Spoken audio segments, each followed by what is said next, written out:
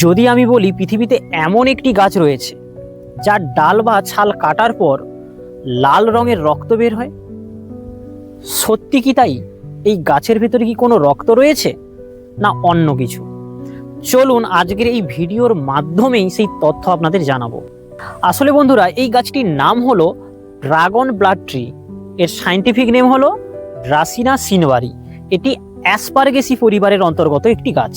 এবার আমি আপনাদের জানাবো যে কেন এই গাছটিকে ড্রাগন ব্লাড ট্রি বলা হয়েছে। আসলে বন্ধুরা, এই গাছটি ডাল বা ছাল কাটলে ওই আঘাতপ্রাপ্ত স্থান থেকে মানুষের রক্তেরই মতন একটি আঠা বা রজন বের হয়। তাই প্রাচীনকালে মানুষরা এইটি দেখেই কিন্তু এই গাছটির নাম দেন ড্রাগন ব্লাড ট্রি। এই গাছটি পৃথিবীর খুব অল্প স্থানেই জন্মায়।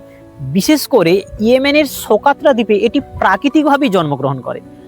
আর এই গাছটি দেখতে এতটাই অদ্ভুত যে তাই মানুষ এটিকে এলিয়েনের দ্বীপ বলেও চেনেন। এই গাছগুলি খুবই ধীরে ধীরে বৃদ্ধিপ্রাপ্ত হয় এবং কোনো কোনো গাছ প্রায় 300 থেকে 600 বছর পর্যন্ত বেঁচে থাকতে পারে।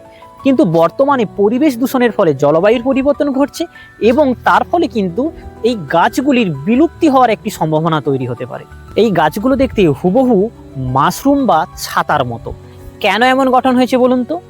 কারণ মরুভূমির প্রচণ্ড গরমের হাত থেকে গাছগুলোকে বাঁচানোর জন্য, আর ওই গরমের হাত থেকে মাটিকে শুষ্ক হয়ে যাওয়ার হাত থেকে রক্ষা করার জন্য কিন্তু এদের ওপরটা ছাতার মতন গঠন তৈরি করেছে। আর কুয়াশা থেকে জল ধরে রাখার জন্যই কিন্তু এদের এই গঠন লক্ষ্য করা যায়।